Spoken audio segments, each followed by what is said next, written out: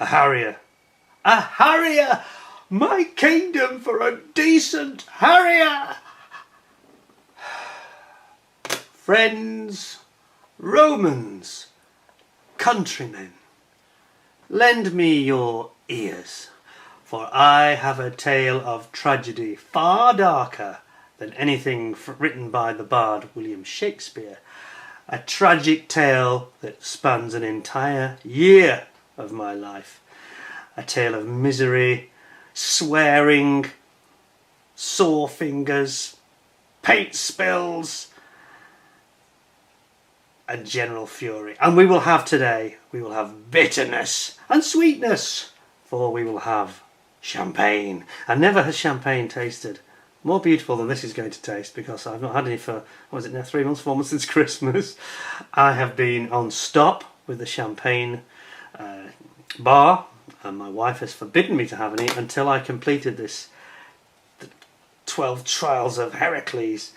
Anyway, the trial is over, and I'm going to go into a forensic detail of exactly why it was such a trial, and I'm going to show you some of the amusing and not very amusing. It might seem amusing, but it will be very funny, I'm sure. But when you are trying to build this thing and get a decent result, which I think I did,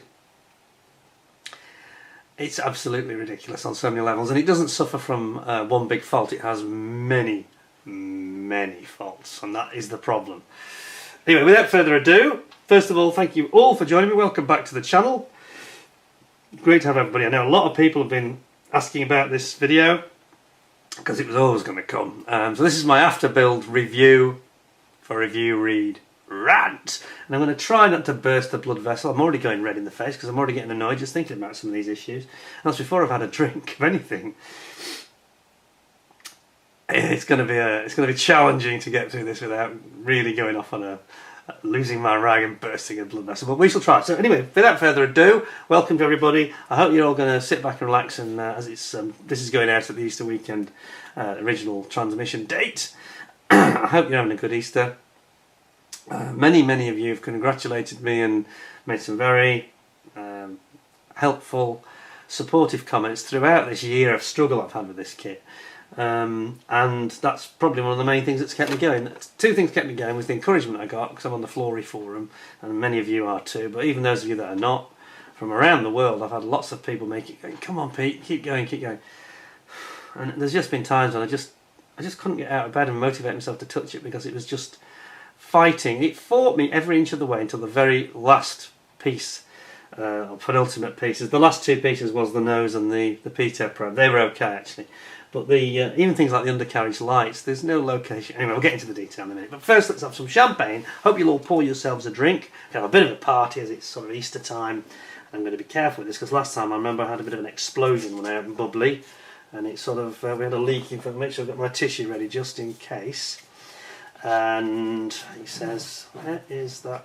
He says they're supposed to open it there. It isn't very easy. Let's just use the tools, shall we? There we go. That's it. Got it there. So, it is the end of a very long road for me. I think I estimated it at 175 hours, this build. Now, before anybody says that's ridiculous, it wouldn't take that long. Well, I include everything. I include every minute spent modelling, basically.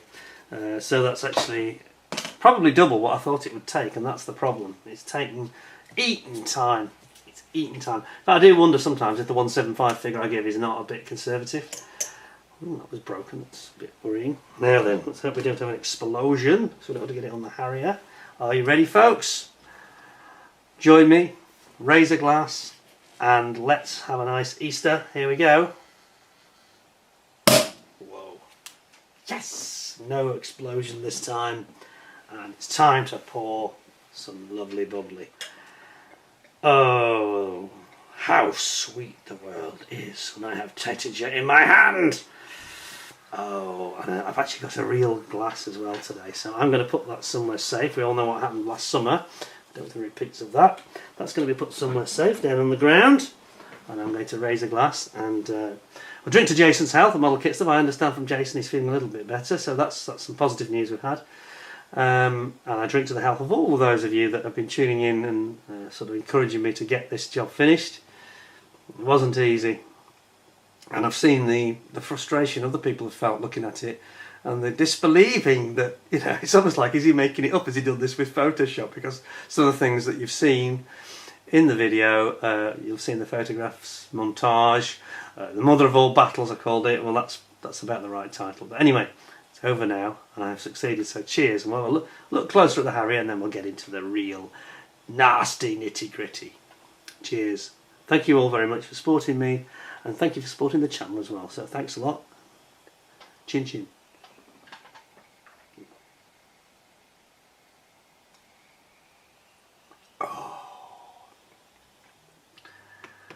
Oh yes. That does hit the spot, I've got to say. Right. Well, because of what happened, we're going to make sure that's well out of range and it's stable and safe. So, because I have just had the champagne and I've got the gloves on, but I'm just a little bit nervous of transferring anything. So I'm just going to swab my gloves to make sure I don't have any transfer to the model. I've put it, it's normally on its HMS Invincible Stroke Illustrious deck base, but I needed to raise it up ready for photography, and I think you've seen the photographs of it on the deck base. Also, the black and the grey clashes a little bit, so I thought it was better to give you contrast by having it just on black. You know, I'll just have a quick wipey of the hands, and then we can be confident I'm not going to get anything sticky and fizzy all over my lovely paint job. I spent, you know, best part of 200 hours on, not just the paint job, obviously. Right, I think that's about right there.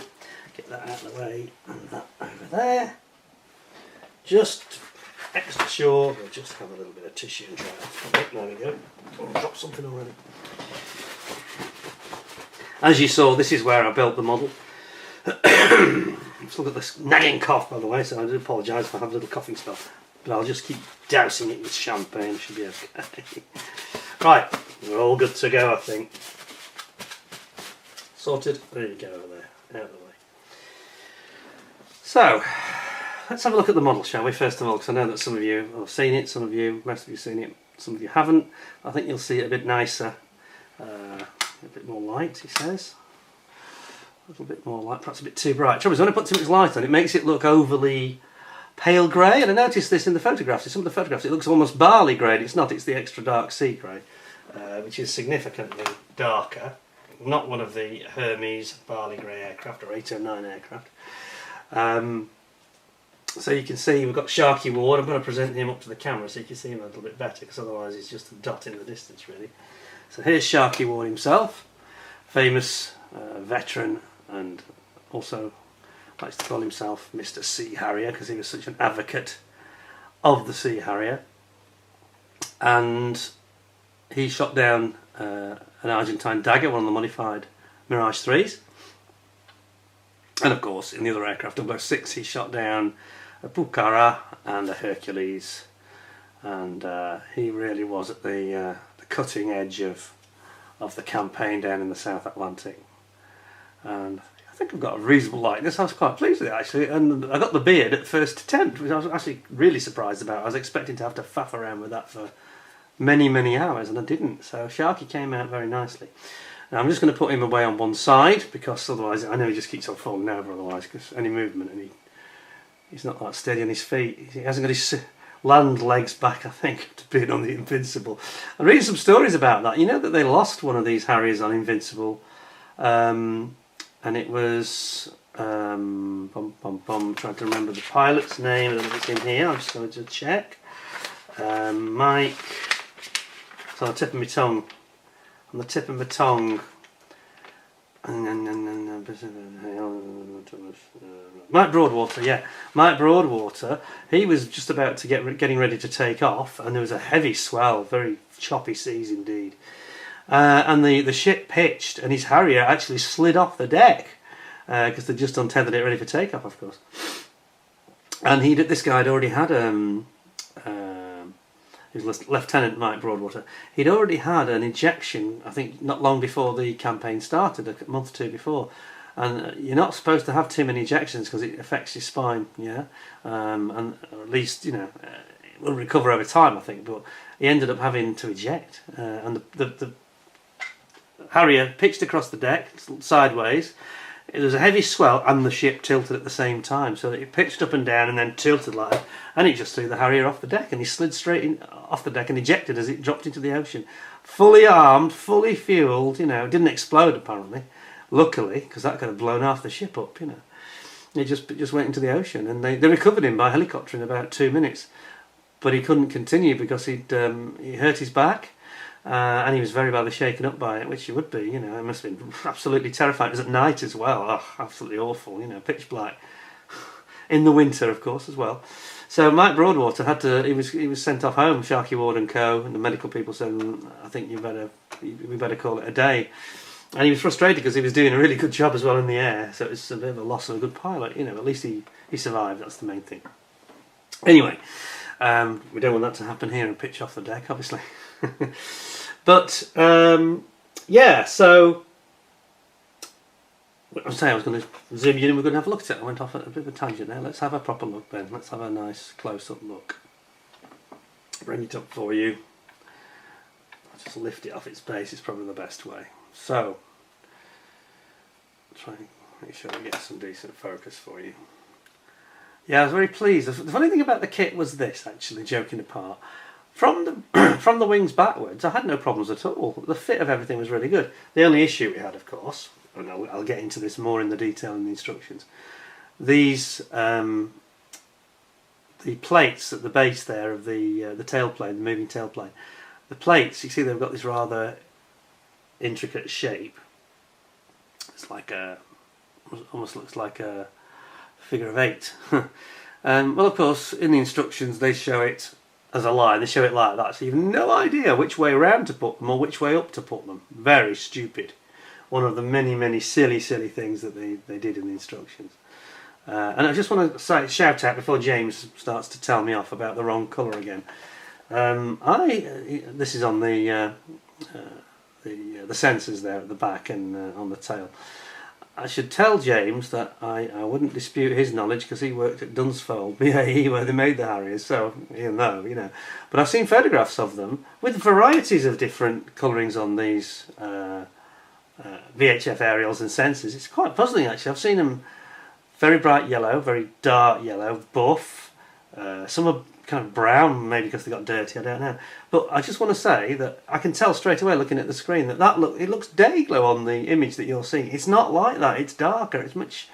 It's much more toned down than it comes across because it's under light, and I think the camera's very good at punching up the white balance, and it seems to present it in a way that looks a little bit toy-like and unrealistic, and it's not like that. I'm looking at it now and it looks completely different than it does on that screen. So I just wanted to make that point. That it's not. You can argue about the shading and what have we, but it's not the way that it looks when you just saw it. Then you think that's a bit bright. It's not like that. It's really weird. It's just the camera. It's been doing that on, and it's done that with the extra dark sea grey as well. It's kind of making it look paler than it is and brighter than it is. It's quite dark. If you were here, you know, with the human eye, you'd say, "Oh yeah, it's dark, extra dark sea grey." Anyway, we're digressing.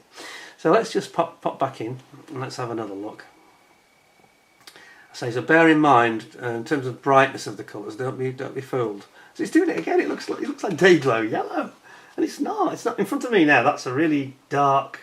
It's a yellow green, and it looks like day glow on there. But anyway, I just thought I'd point that out. So here we've got. I'll lift it off. I think that's the best way to get a really good look at it. I'll have to take the canopy off as well because that'll drop otherwise. So just remove the canopy. Right, let's have a nice look now. So.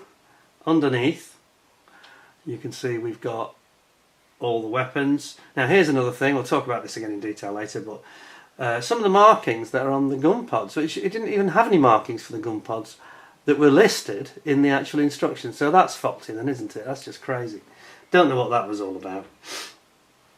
But you can see that overall, it's come out pretty well. I'm fairly happy with that weathering. We've got some nice weathering on the tanks, because the tanks used to take quite a battering. You can see that. Same on the other side. Tank on the other side. Yep. Yeah, they got quite battered. That's a bit too close here. There we go. Yeah, so I'm fairly happy with it, I've got to say. You always look at models and think, oh, I could have done that better, I might have managed that better, or maybe is that the right shade? I think it's, yeah, it's about bob on, really.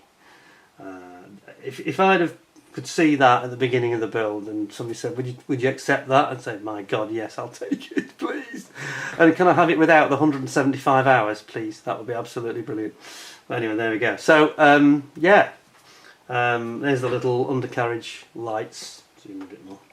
Little undercarriage lights that I mentioned. They've got, one of them has got no locating point at all, so you just have to use super glue, which is what made me have the bad cough. Use the super glue and then just bond it in there, you know, to get it to stick.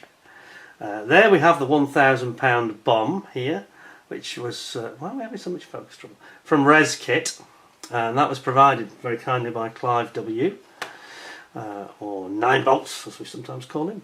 So thank you very much, Clive, again. That's the gentleman, of course, who recently also very kindly loaned me the Kotari Spitfire so I can review it, so I owe you a pint, mate. So that's putting it mildly. So, what do you think? Is it good enough? Okay? Oh, I'll tell you what I didn't do. I didn't show you the instrumentation in the cockpit, so we need to do that. Let me just be so careful. This is where the gloves really come into their own. Let's have a look in the cockpit then. If I can get the zoom to work a bit quicker. Yeah. So this has got the Edward Zoom interior set for the cockpit, and if it's got focus, yes it has. Okay, so you can see all the instrumentation. You can see the ejector seat there, which Sharkey never had to use, thankfully. On the sight, yeah, it's all there. It's all there. So let's now put that back safely, and we will talk about the troubles and the travails I went through to try and get this thing across the finishing line, he says. Everybody's out of focus. Come on. The camera seems to go slow. Sorry about that. So what I'll do, pop it back on here. I'll try and get it back in its correct place, which is not always easy. Yes. Yes, it's not as easy as it looks. These turntables. Taking them off is one thing, getting them back is quite another. So, there we are. Forward a bit. There we are. Oh yeah, and there's something I forgot to show you, didn't I? Of course. Just, whoops, make sure I'm careful. Very, very careful, very, very careful. I don't know if I showed you the bomb. Where is it? There. It actually says, if you see it, it says "Love from Sharkey" on the bomb. So I thought it was a bit of fun, which we needed at the end of that build. Really needed to, yeah, have some enjoyment, really. So there we are. Now, I've just realised my champagne is heating up, so I might have to summon help. Because we don't want that to get warm, do we?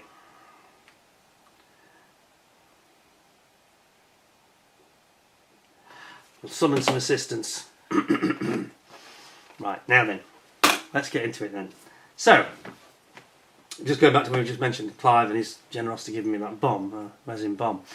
So of course we were just reviewing recently the Kotari Spitfire, which is the X-Wing That Wings company employees, set up this new company, and I think that the one thing everybody agrees about with that kit is, oh hello, I think that needs to go back in the fridge. Thank you. I'm okay for the time being. Thank you very much. Sorry about that, my glamorous assistant was just coming in to put it back in the fridge. Yeah, so we're talking about the Kotari Spitfire. Now, everybody, it's divided opinion, I have to say that kit quite clearly. I think most people would have preferred an engine. But a lot of us can see that for the first attempt, maybe that wasn't possible. And as I said to somebody today who commented, thinking I was a bit generous at 9.5 out of 10. Yes, I can see why you'd say that. I wouldn't necessarily disagree with you, but you've got to cut them a little bit of slack. And I think that if they carry on not producing engines and they carry on at that price, then the next review won't be quite as positive, I'm afraid. So, Kotari, I'm sure you've got a lot of criticism on this one point. One thing that people did not criticise them for was the instructions. We all know that these are the same people that were at Wing Nut Wings setting the gold standard. And that's exactly what people want. You know, we just want to have we're spending £100. We expect that. You know, we damn well deserve it, frankly. Not what we're going to see here. So without further ado, let's have a look. So, I think it was David Mummery who said the other day, said, it's not all bad, this kit. What a beautiful piece of artwork, which is true, isn't it? Look at this. That's actually rather nice, isn't it? It's actually one of the best artworks, box art. It's better than the Qatari Spitfire, actually, in fairness, in that one respect. Very nice bit of artwork with HMS Invincible in the background, which is nice. And on that note, I'm going to just put that box aside because it's a bit distracting and it's causing reflections. But yeah, as I say, David said, "Well, nice bit of artwork," and I thought, yeah, actually, that is the one thing about it that's nice.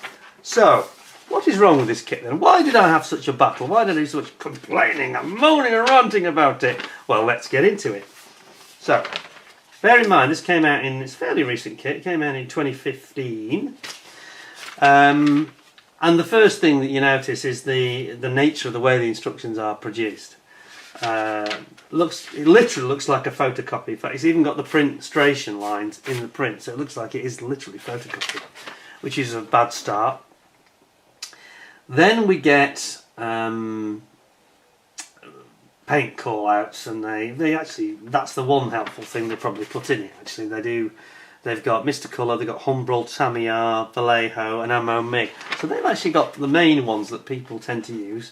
This is pre-attack, I don't forget. And people like that went around. So at the time, I think that was quite good. But then it starts to go horribly wrong. So then we get into the actual build. So let's have a look at this now. I'm going to try and remain calm and not get too emotional if I can, okay? What do you think? Here we go. Now, it starts off reasonably well in terms of the instructions. They don't start that badly. It sort of starts to go off the rails once you get into it. Now, I've highlighted here we've got some very bad fit. The seat had the most... underneath, the shaping of the seat and the little, like a plinth that it's supposed to sit on, in no way match each other in shape. Although the plinth is smaller than the actual aperture in the seat. So it's not that you can't get it on there. But I was convinced looking at it that it was maybe going to make the seat mounting too high. I was worried about the canopy and the seat meeting. So I actually shaved a bit off this plinth to lower the seat, but you didn't know where to put. Again, if you're trying to put a pilot in there isn't one in the kit, of course, typically. But if you're trying to put one in there, you'd struggle because you're not sure exactly where. There's no clear location because this is way big and this is way small.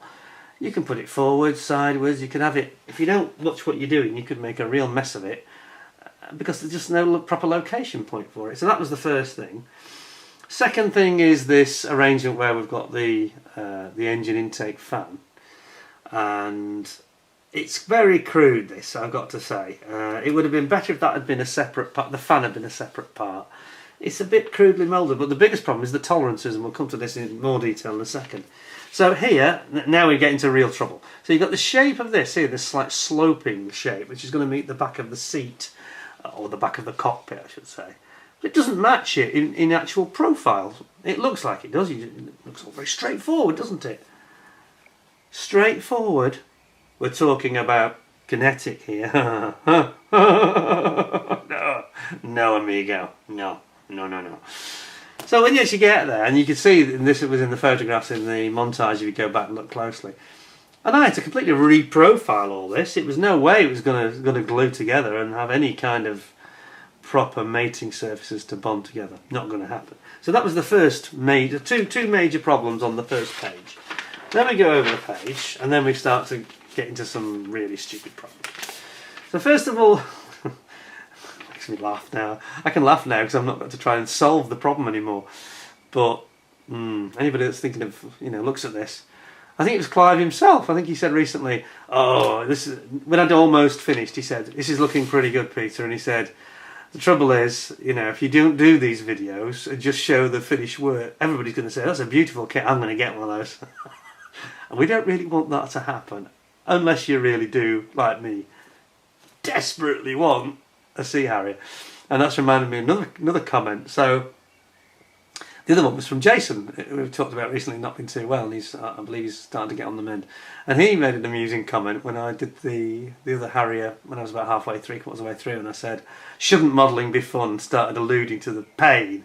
And he said, and this was bang on, he said, Peter, I can see this is really stressing you. Why keep going with it? Why keep going with it? And I just wrote back and I said, I haven't got much choice really. I really want to have a proper tribute to Sharkey Ward and the Royal Naval Air Service, the Royal Navy Fleet Air Arm pilots and the RAF pilots, and I wanted to do this tribute because I was always very interested in the Falklands. I've not really got any choice, and this is the problem because like I said at the beginning, Richard III, a Harrier, my kingdom for a decent Harrier.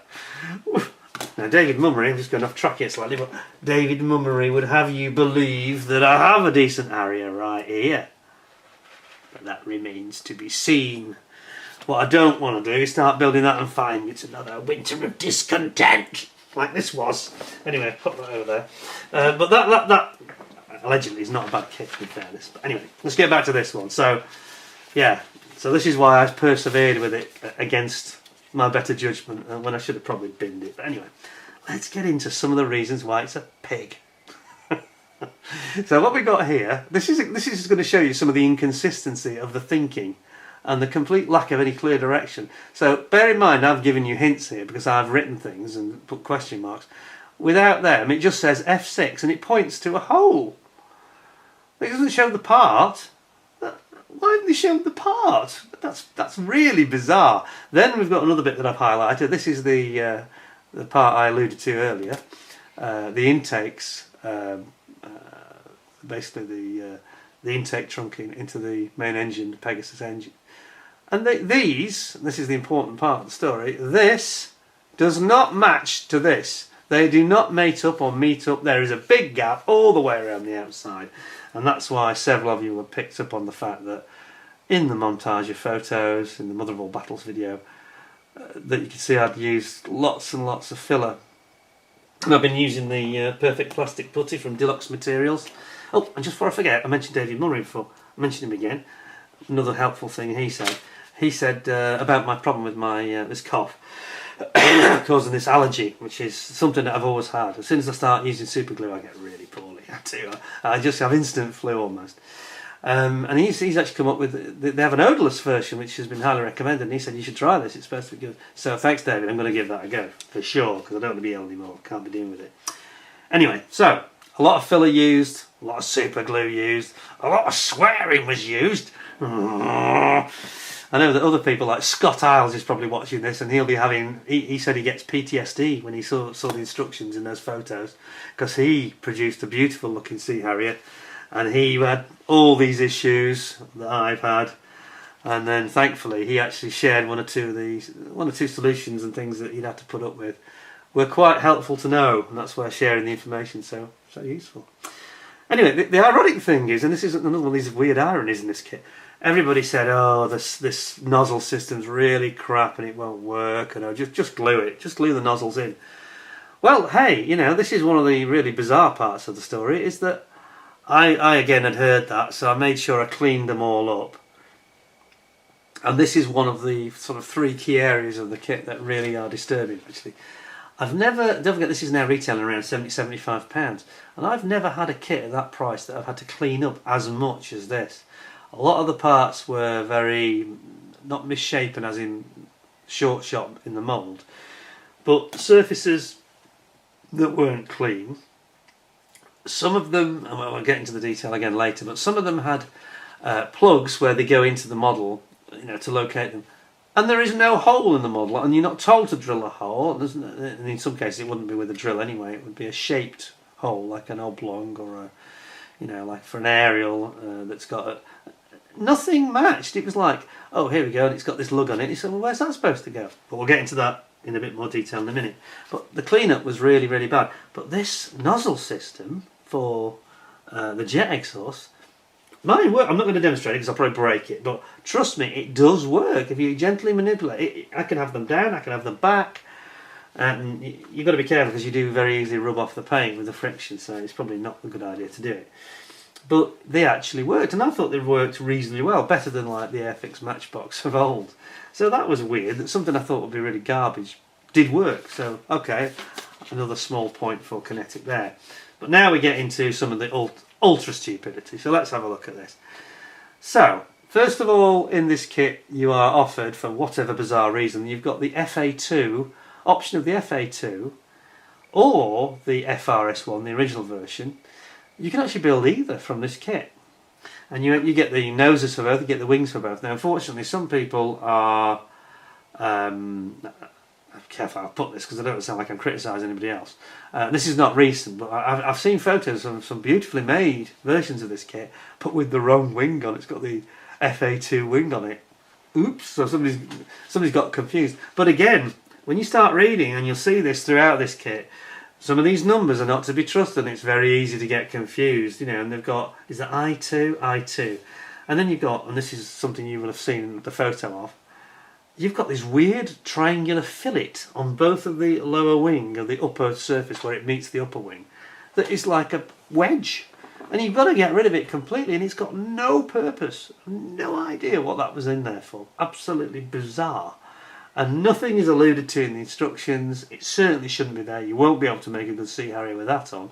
So you've got to use a scalpel blade to remove it and then sand it down. And again, for the small model that it is, I've never done so much sanding. Never. Incredible. All the rubbing they've had to do. And we'll get into the talking about the wing in a second where it goes on. The option to have the nozzles open or, the intake doors open or closed. Another thing that they've got these very confusing instructions. I can't remember, forgive me if I get this wrong, but one of you in the Flory forum, it may have been Scott, I think it was Clive W. I think he said he glued them the wrong way around. Well, I could see why, because this is about, this is not right. They've got diagrams that are not very clear, and they have this habit of pointing with an arrow instead of showing like you would with Tamiya or even Airfix.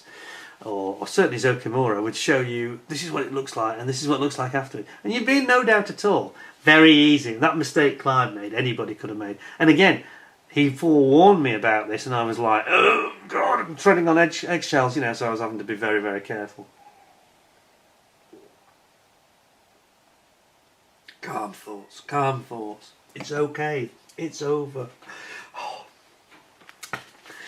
Right, now look at this. Here's a real classic. This is Kinetic at their finest now.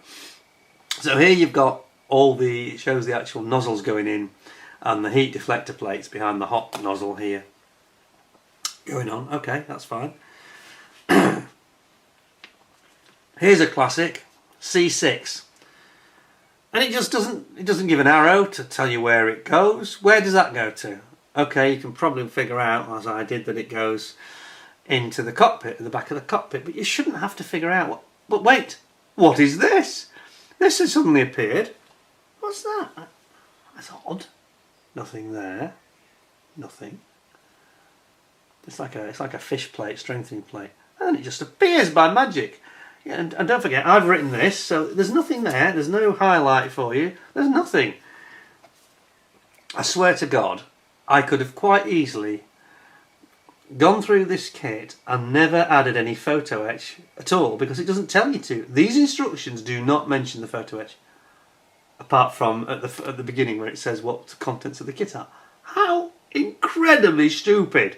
What are they on? How are you supposed to follow? So you've got things that float in the air, doesn't say where they go, and there's going to be a lot more of that. You wait till later. And then you've got this things appear by magic. So you've got one that's floating in the air, then you've got one that's not floating in the air, and it's already on the model. It's just, you know, it's just like Star Trek, transwarp beaming. It's just beamed itself onto the aircraft. Oh, God, give me strength. Now, you thought that was bad? Wait till this! What did he say in Julius Caesar? Was it infamy? Infamy! They've all got it, infamy! Oh no, that was Carry On Clear, wasn't it? Sorry. Right. Have a look at this. Oh, you're not going to like it. You're not going to like this at all. I can get my old zoom to work, which has been a bit stubborn. Right, now here we get into some more classic, complete absurdity. And I've highlighted it to make it a bit more obvious this time. So look, this is the HF and low frequency aerials that go underneath. Okay, now these are the parts I was talking about, and again, there was a photo in the montage. If you look very, very carefully, get a bit closer. Look very, very carefully. You can see that it shows the part, the aerial, and it's got like a little plug, a spigot, where it goes into the model to locate it. But to locate it where exactly? There is no hole or indentation, nor are you told to drill any hole. There is no location for that to go at all.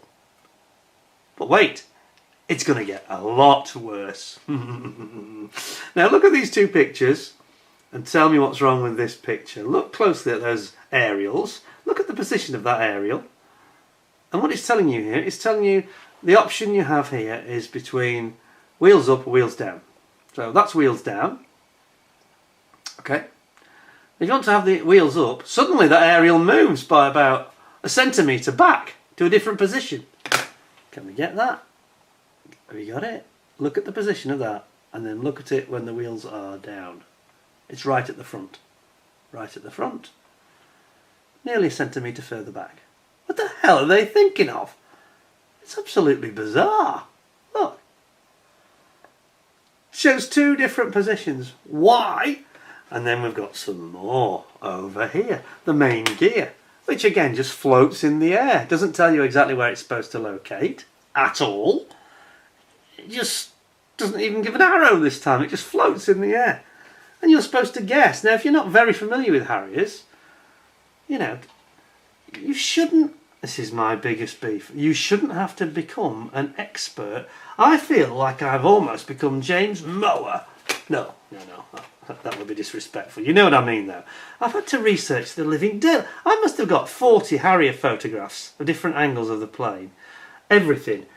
Because they don't tell you any call-outs on paint, a bit like border. They don't tell you properly what colours to detail it with. You know, they just say, like, a coward dies 1,000 times, but a courageous man dies but once. Well, I've had to be a very courageous man with this build of this Harrier. Anyway, welcome back to part 2, because we have had a little bit of a technical problem today. I'd forgotten that my memory card was full. Oops, a bit of a schoolboy error. Anyway, there we go. Can't be good at everything, can't we? So, back to the story of the Sea Harrier build. And we just got talking about parts that go, you're not told where they go. And I'm going to have a drink. Oh, that's good. So we were just ranting and raving about the fact that there are so many parts that have got these locating nubs or spigots on them, and there's no corresponding place for them to actually go. And I was talking about the undercarriage. Now, there's something particularly important for anybody who does build this kit, and I know that Scott Isles, my friend Scott Isles, he will tell you that this is right. This is a very irritating part. This is the main gear leg. And this has got, ignore the business end of it, let's just talk about the top of it. Now, again, they've shown it in a very unhelpful way, but imagine above my finger, this part is like the shape of an F, letter F. And the truth is that the bottom part has got a hole, a location hole for it to go in. And the second piece is just stupid, because the second bar of the F doesn't serve any massive purpose, to be quite honest with you, and in fact it gets in the way. Now, you need a little bit of it just to sort of pitch the leg away from the wall, but if you don't modify this, you can't get the two pieces prevent the bottom one going anywhere near the hole. A completely stupid and heinous piece of design. Now, I presume Scott did what I did, which is I realised this and I sort of halved its depth. There's the F, and I sort of chopped the bottom bit like that. And then, so it's now like that, and then there's a hole here, it goes into the hole, and this then gives about the right pitch and angle for the leg to go against close to the wall of the bulkhead, which is exactly what it's supposed to do. Absolutely ridiculous. And only when you actually get that part in your hand, you think, what? Well, that doesn't... And it's like the Star Trek thing, isn't it? Where, you know, instead of Admiral Kirk screaming, "God!" you scream, "Kinetic! Kinetic!" pathetic! None of this fits! You... Bleep! Oh, I'm starting to rant and I've only just come back on the air. Oh dear. Anyway, you get the picture. A complete mismatch between the location point itself and the actual part. No correlation between the two. And you've got, this is what I was saying about the time it took to build this kit, how it eats your time because it's just got one piece of stupidity after another. I mean, the person that wrote these instructions was an idiot. The diagrams are fine, but they're apart from the inaccuracy of the data, the actual images are good, but they just got inaccurate information, and they have parts that do not fit together. We've got parts that are, you know, at the end of the day, here's the question. Nobody, just don't go there. Don't try and defend this kit, anybody. Because I'm just going to say to you, if you were Kinetic's boss, CEO, and he said, I think you've been very unfair on our product, and I say, did you ever actually try to build it? Did you ever actually try to follow this nonsense that you actually published? Because it bears no relation. Much of it bears no relation to the parts. The parts some of them bear no relation to each other. Now, I'm going to come in a moment to some of the plus points of the kit, because it's not entirely bad. It's only 95% bad. Yeah. Anyhow, I know everybody says, what's he moaning about? He's got a beautiful Sea Harrier. Yeah. To get to that, though, you are going to suffer pain. A lot of mental pain. It's quite ridiculous. Anyway, so we've basically gone through this, and it gives you a little bit of an idea about just how ridiculous and the level of challenge. Every part is a challenge, pretty much every part, with the exception of the ones we're coming to now. But again, so we've got, this is when I had this thing about the drop tanks. Well, they don't actually drop them, they don't usually drop them. But we've got the additional fuel tank storage under wing stores. Have a look at this, and at first you'll think, well, there's nothing wrong with that. But that's because you don't understand the context, which I'll explain. So you've got A, this is where I came adrift here. So I built up the 100-gallon tanks, or is it 108? Is it 180? Sorry, my memory's gone. 100 or 190. 190. So that's 190 and that's the 100. And it's the 100 that we used in the Falklands campaign on Invincible. I've had that confirmed by somebody who was there. So it's got A, or you've got B, and this is regarding the loadout, which you'll come to in a second on the next page. Won't jump ahead, but it's got, there you go, loadouts A, B, E, etc. However, here's the problem. You're all thinking, well, that's fine. That's what Tamiya do. That's what Airfix do. What's his problem with that? The problem is that at no point beyond that A, E, B, at no point does it actually tell you which aircraft it pertains to, which variant in the markings or the colour schemes. You are left completely in the dark. There's no correlation or connection between that A, B, C to the aircraft at the end, which it describes. This one's Invincible, and this one's Hermes, and this one was later after the war. It doesn't tell you which is which. There's no A, B, C, G, D, E, F, etc. there. It just stops mentioning this A. What a load of Charlies. Honest to God. You couldn't make this stuff up. It's like, what the... You're constantly trying to interpret what they're trying to tell you in a way that is... And this is not lost in translation. This is illogical. This is nothing to do with language, because there's no language being used. They can't even get the numbers right here. Let me show you. So, over the page we go. They can't get the numbers right. They can't even remember that they should have numbers. Look at this one. So there are 3 different types of pylon, and I nearly came unstuck here again. Which will be very easy to do. So we've got the pylon here. This is for the £1,000 bomb. This is the kit one, which is not as good. And I didn't use this, as you know. I used the... In fact, that's a cluster bomb, not a £1,000 bomb. A cluster bomb. You can tell by the fuse driver propeller at the front. It's the £1,000 and has it at the back. Doesn't even mention what numbers they are, and as I mentioned, you'll see over the page, we've got 3 different designs, so we're none the wiser which one is which. Now here it then gives you part numbers, but it doesn't there. So which one is that supposed to be then? You total muppets. Now in fairness, I said I'd be fair and balanced, try to, not make myself sound like I'm on some bitter campaign. These actually are the best parts in the kit. The pylons and the stores with the exception of the Matra rocket pods, where Charlie in Kinetic has obviously seen a photograph. Somebody said it was at the Paris Air Show. They had a photograph showing the Matra SNEB rocket pods with the actual rockets poking out, which it's done to do to air shows for effect, so you can see that's what they look like. They are not like that. They are not like that in service. They are retracted in, ready to fire. They do not protrude out the front like a lipstick or dogs, you know. It doesn't look like that at all. That's completely amateurish. And they've done this in the Harrier GR3 kit. The same problem again. Completely wrong. So that is amateurish. Then we get on to simple basic things like the numbers of the parts, which they keep on getting wrong, and this becomes utterly confusing. So here we've got there's like a secondary support pylon here that the sidewinders have. I think it's to do with the spacing and helping to add weight. It effectively acts as ballast, I think, to help the centre of gravity. G5, no it isn't, it's G15, that's completely wrong. They can't even get the most basic data right. And then, now we come to the absolute classic right at the end. This is where most people, and I've seen lots of kits built wrong through no fault of the modeller at all. Not anybody else's fault but Kinetic's. Look at this little classic setup here. This is fun, isn't it? So, this is the, I was going to say anemometer, but it's not an anemometer, it's just a wind direction indicator that we have. You know, like on the Tomcat, they have a bit of string, don't they? Well, we have this like a weather vane, and it's right in front of the cockpit. But, hang on, question mark. It's, again, you can see I've written notes, but ignore my notes for a second and just look at the main print.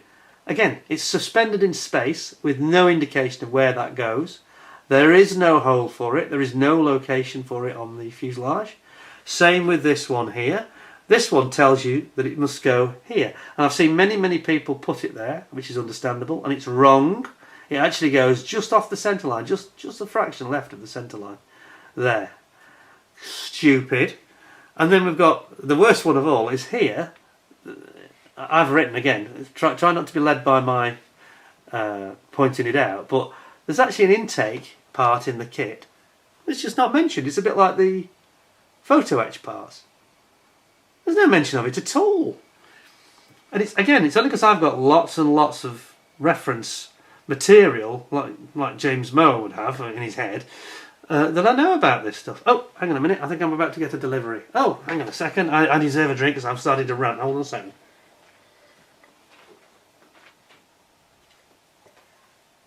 I do need a refill. Oh, thank you very much. That's very kind of you, Dee. Thank you. Isn't that nice? I get a new fresh one. Look at that. So I say, if you're not James Moore or me, who studied, 60 or 80 photographs, it's ridiculous. How can you build a even half realistic kit when they don't even mention parts? And it's a trap, isn't it? Because if you think about it, because there are two versions, you think, oh, well, you look at the parts and you think, normally you think, well, why are these left over? But you don't think that because you've got so many left over. And you just think, well, some of these are obviously for the FA2 and they don't apply to this kit. No, they do apply to it. So, let's zoom in on the kit because then you can really see what I'm talking about. This nose area is what we're on about. We really need to have a look at this. Those intakes and now you can see here, can't you? You can see the little thing that looks like a little aeroplane model almost in front of the cockpit, and then you've got that intake which I've just mentioned. Can you see it? It's just bulging up. Well, that intake isn't mentioned in the instructions. Yeah, they would have you put the. Let me get a little bit closer for you. Let's just bring this in. There we go. They would have you putting that little aerial in that circle. You can actually see that I mount. You look really closely. I'm giving away a trade secret now. You can actually just about make out that I did actually originally mount it there, and I quickly moved it and gave it a gentle blowover, which nobody apart from the millions of people on YouTube now watching are going to know. But this is all misdirection from Kinetic. All three of those parts are absolutely ham-fistedly done in terms of the direction they give you. Utter stupidity. Yeah. Same with these. Just trying to make sure we don't have any accidents here. Same with these aerials underneath. There they are. That's now in the correct positions because I've used photos as a reference. not right up front near the nose cone like they wanted you to put it. What a bunch of chumps. I mean, really. You couldn't make this stuff up. It's rank stupidity. You know, you can understand in instructions on a complex kit that an odd mistake gets made. That's human nature. Maybe it slips through the net. But these guys don't have a net. That's the entire problem. How can they be taken seriously? You know, when you're up against people like Katari and Airfix and Tamiya. I mean, Airfix are much cheaper than these guys, aren't they? I mean, okay, you can argue that the new Buccaneer is about the same price. Well, we all know that the new Buccaneer is a far better product than this is. This is terrible, really. Quality control, there isn't any. I mean, who passed this off? There's another one here I should have just mentioned before I pass off this page. You can see that there was I've just highlighted it because it was a very poor fit, and I don't think it was the plastic clear part, the canopy. I think it was actually the frame. It wasn't quite the right shape, so there's a lot of fettling and messing about. I actually had to use filler and all sorts. Anyway, then we come to the last bit of the last stage of complete stupidity. So we've got our flaps and the ailerons, and here we have got these little flaps. These are obviously the aero covers for the actuators for the flap. And if you look very carefully, you can see there, getting close, can you see that there are two little spigots, two little plugs? One goes in the plane's wing and one goes in the actual flap. Okay, as you'd expect. So, naturally then, you would expect there to be, of course, there will be a corresponding hole in the aircraft wing, or one that perhaps you're supposed to drill for that to go into. No, there is no hole. You are not indicated to drill any holes. There is nothing marked, and you realise that another one where you have to cut off the spigot and just glue it in place. You know, it's like the person who designed one sprue didn't talk to the person who's designing the other sprue. I've never seen anything like it. And then last but not least, you see there I've actually written, it says, no hole in the wing, nor were we told to drill one, I've put at the bottom. What are they thinking of? I mean, this is just rank, they're just imbeciles. And then last but not least, as I mentioned earlier, this is the plates, the mounting plate for the all-moving tailplane. And they helpfully, I've highlighted it in the pink of course, but they have helpfully just shown it from above, so it looks like a straight line. Now this is an almost figure of eight shaped, figure of eight stroke kidney shape. And you don't know which way around, you don't know which side to put it on. And they've both got the same part number, as you can see, which is doubly confusing. So that again doesn't help you because they're not sort of index linked with a different number. How are you going to get this right, you idiots? So again, photographs. And I had to check, and you're spending all this time. I'm constantly on the internet. I spent more time on the internet than I did actually making it. Looking at the actuator arm for the air brake, because it doesn't tell you what colour it should be. Looking at exactly what the undercarriage should look like, and what colours it should be painted. You know, looking at the gun pods and the markings it should have, which they haven't mentioned, even though they provided the decals. You utter Charlies. And there on the last page, we then get into, and I won't go blow by blow through all this because it's just too stupid and too boring, but you can see they've then got what looks okay. You know, they've got these, they've got some good detail here. And I was starting to be impressed when they started giving us background info. Talks about the kill mark location for the dagger for Sharkey, but it doesn't mention it's 006, which is not very helpful. 004, sorry, I should say. Doesn't, you know, it's just like a random. We've got half of the tail chopped off here, so it's starting to go wrong, isn't it? Then we've got 006, and then we come to one of the ones that really annoyed me. When you've got your colour call-outs, we have got this sensor array. It's the Blue Fox radar sensor array underneath. Now, this is the paint call-outs, and it shows it clearly there. So it shows you the decal, the main decals, but then it doesn't tell you that's a decal. It shows it as though it needs to be painted. So I duly painted it, which is not a bad thing because it's made it look quite nice actually. But then you get to the end, the very end of the build, of course. I'm zooming out a bit because I'm getting too close. I'm starting to rave and rant now. The temper's starting to go. Argh. You get to the end of the build and you only find out in the very final stage in this very poorly diagrammed stencil guide, which is very small and very poor. Oh look, there's actually a decal stencil for it. You Charlies, why didn't you tell us that before you showed it in the colour call out?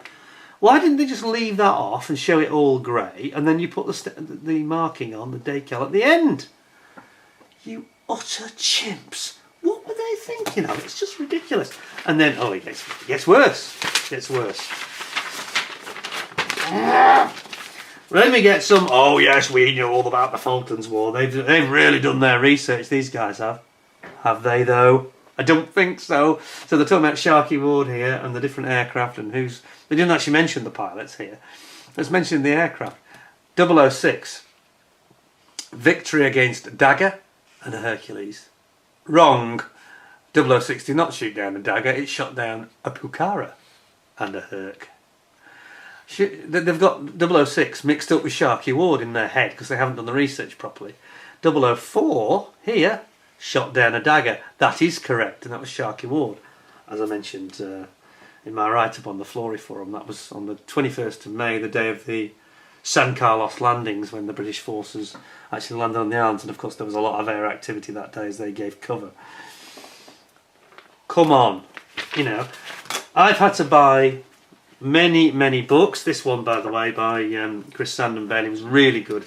So, you know, most of my references, you know, get to the one that's, you know, there's 004, so there's my reference book. Highly recommend that, very good.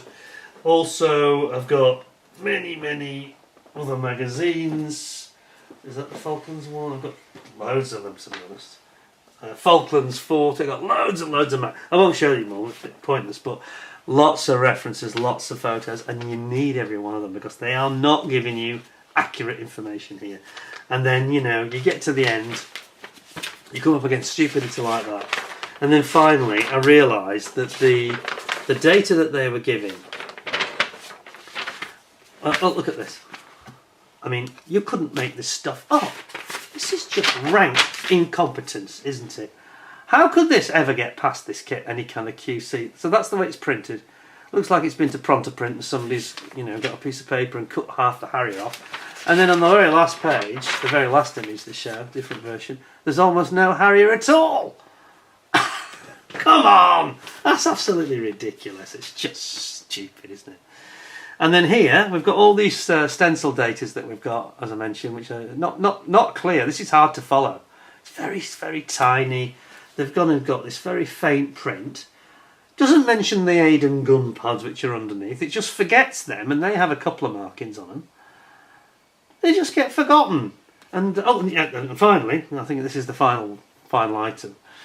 There's a lot of these stencils on this guide where it shows, and I think that's one of them here. I think it's these. Shows them up against a panel line that is almost certainly, yes, is on the real aircraft. But the panel line is shown here.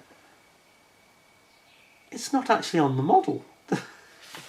So yeah, and these are tiny. It's a bit like Phantoms, you know.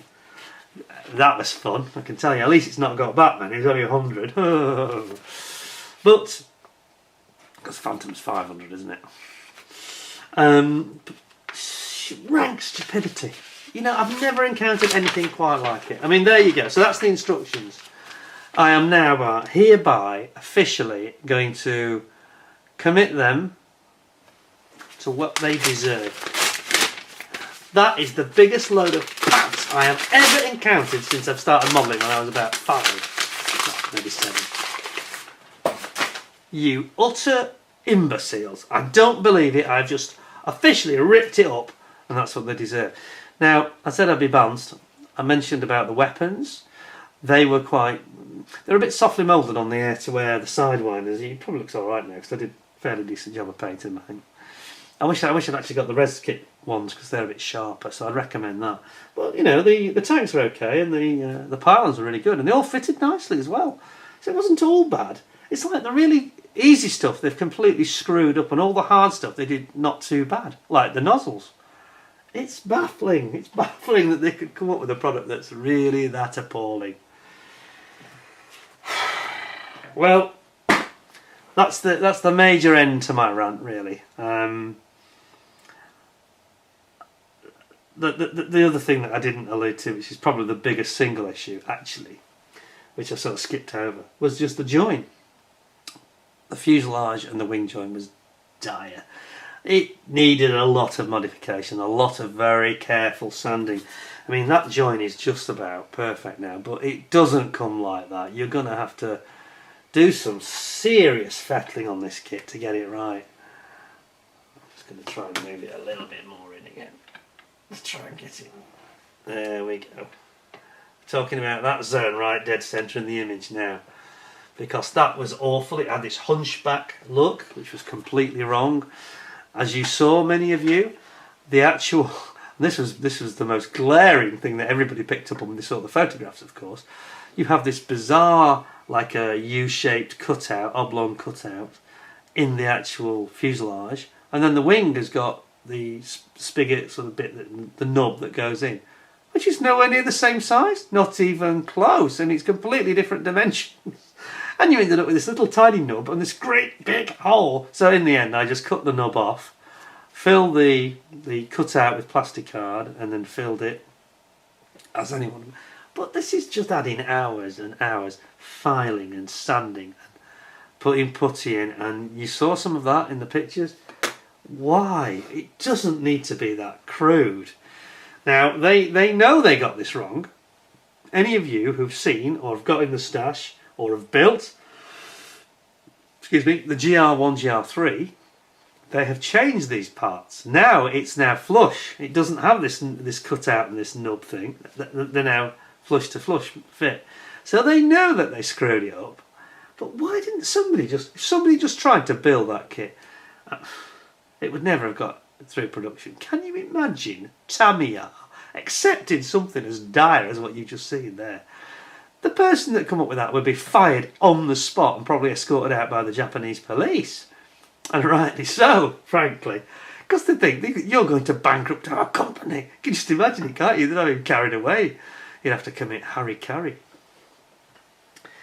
I mean, you can joke about it, but it's and I know we're having a bit of a laugh, and I'm having a drink, and I hope you're probably chuckling. I can just imagine the live chat now, but you're having a right laugh. But I tell you what, if you try and build this, and the several of you who are watching have tried to build this, a couple of you like Scott and others, Clive has pretty much got close to finishing his. I hope he's able to finish it one day. These two gentlemen in particular spring to mind. They know exactly what I'm talking about. How could they be so dumb? Kinetic, have they not tried to build it? Why do you have parts with nubs and no locating hole for it to go into? So everything becomes a massively skilled keyhole surgery operation. And then you wonder why I say, now is the winter of our discontent. This was a winter of discontent. I was fuming. I just don't think that... I say this. I know a lot of you have probably said, oh, you've done a nice job with that. It's okay, cheer up and forget about it.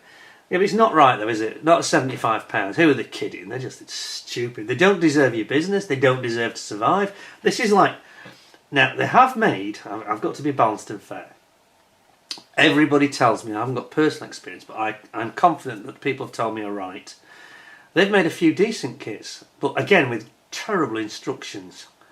But they've made the Pucara, which everybody says is really quite nice. They've made the F-104 Starfighter, which everybody says is probably their best kit, and the recent F-16s, which are got some issues, but not to this level. Quite nice kit. So they can produce good kits. And then they've got this Harrier GR3, which is not quite the donkey that this is. I mean, Phil Flory built the FA2 version, and I had a good look at that because I hadn't seen it before. And I could see that he was fighting with some of the issues I was fighting with, but he didn't have quite as many as you get on this one.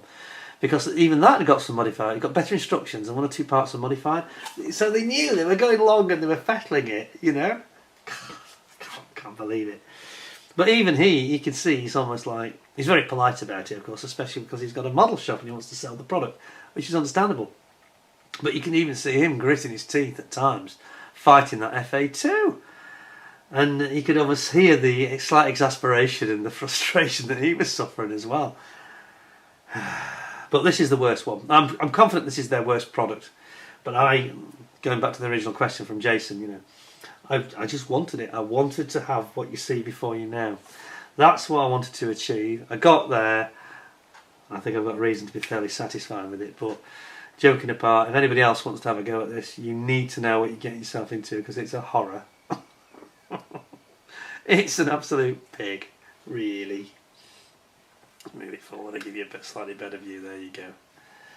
And if we just give it a gentle spin round, you can see the ladders, which I originally, in the original photographs, I had mounted in slightly the wrong position, but it's now spot on. Yeah, it's very nice, isn't it? I'm very, very pleased with it. I think that that's, frankly, better than I could have really hoped. It's certainly, if I could see that, you know, back at Christmas, if I could see the future and see that now, I'd be delighted. Because it was heading for the bin, you know, it was heading for the bin. And this is the point of the rant, really. It's like, we shouldn't accept that. People said, yeah, the chap in America said yesterday, he said, you've done a really nice job of it. No, as we say here, nothing a skilled modeller can't fix. Yes, that's fine, but not at £75. £75? What's that, $130 or something, $120? What? Come on. That's €100 nearly. It's absolutely absurd. They're ridiculous. I know at least one modelling company, model shop company, has dropped them, and I know others are not happy. They've had massive price rises, and they've not, you know, I feel I deserve an apology from them, really. I should get some free kits, frankly, for what I've been through. I mean, the result is superb, but that's not because of Kinetic. You know, that's thanks to me and Phil Flory with his washers and these great companies that make the glue and the putty, like Deluxe Materials. There's lots of their products in it, I can tell you. It's frustrating. We shouldn't be doing that. We're supposed to be having an enjoyable hobby, and that's not enjoyable. You know, like I said to Jason, I've not enjoyed any of this. I can't say, apart from the last day. I don't mean that just because it was finally over. I do enjoy that final stage where you just put all the little pieces together. That's like the jigsaw comes together, and I do enjoy that part on any kit. But I certainly won't be buying any more Kinetic kits, and I will take other people's word for it that they've got one or two good kits, because I'm not interested. If they can't be bothered to do the instructions, I can't be bothered to buy the product, I'm afraid. So they can get lost, frankly. Sharkey Ward, of course, he was from Aerobonus. I'll put Sharkey over there. And the ladder was from Brengun in the Czech Republic, of course. That was good. A little bit fiddly, of course, but they always are, aren't they? Things like that. So there we have it.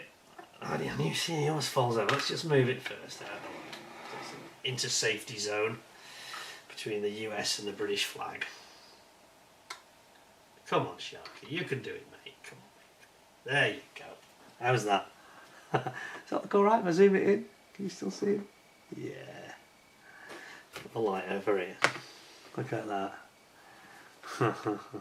Okay, anyway, enough of that. So that's my rant, really.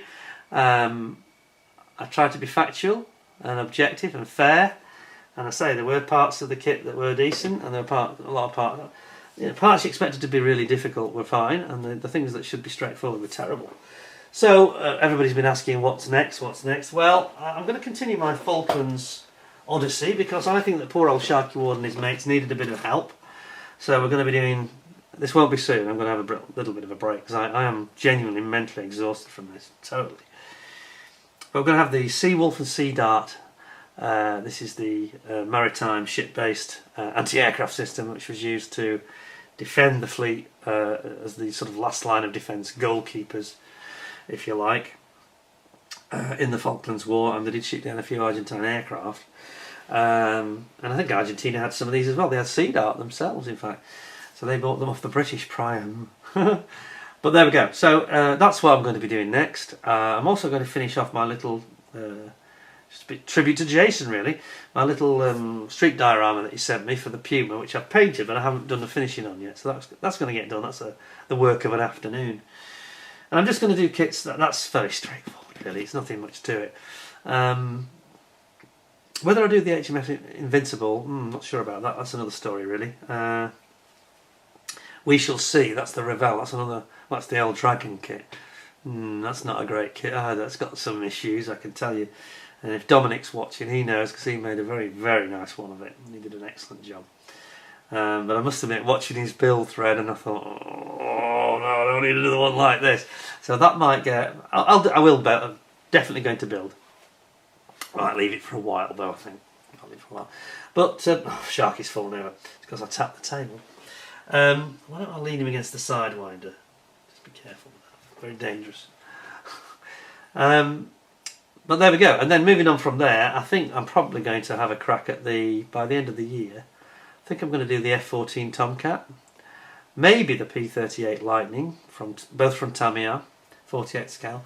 And I think I might have a crack at that Edward 0 to go with the Tomcat to do this final countdown type thing for Christmas. That would be quite good. The only downside of that, of course, is that we have got the infamous Edward stupid new design of decals, which nobody likes. Well, I say nobody, I think 1% like them. And they just make it difficult and make it very easy to scratch and damage your paint finish trying to get this stupid clear carrier film off the top. Well, I wouldn't even do that, especially with there being a 0. I'll just get stencils and I'll just spray the orange rising suns on it, no problem at all. Anyway, ooh, look at that. Sorry, my watch is it's the James Bond Commander's watch. I thought I'd go for the Royal Navy theme today, so I've got the Royal Navy watch with my Royal Navy subjects. So that's where I'm at, really. And then next year, I think I'm definitely going to... I'm not saying this to put it in the long grass. There's a reason, which I won't bore you with now, but next year I'll be definitely, I think at New Year, probably building that Mosquito from Tamiya.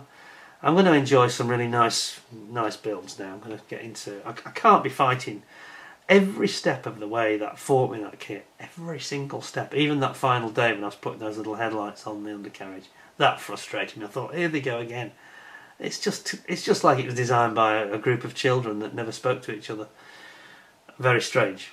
Very strange. So I can't recommend Kinetic. I'm afraid that my revenge is total.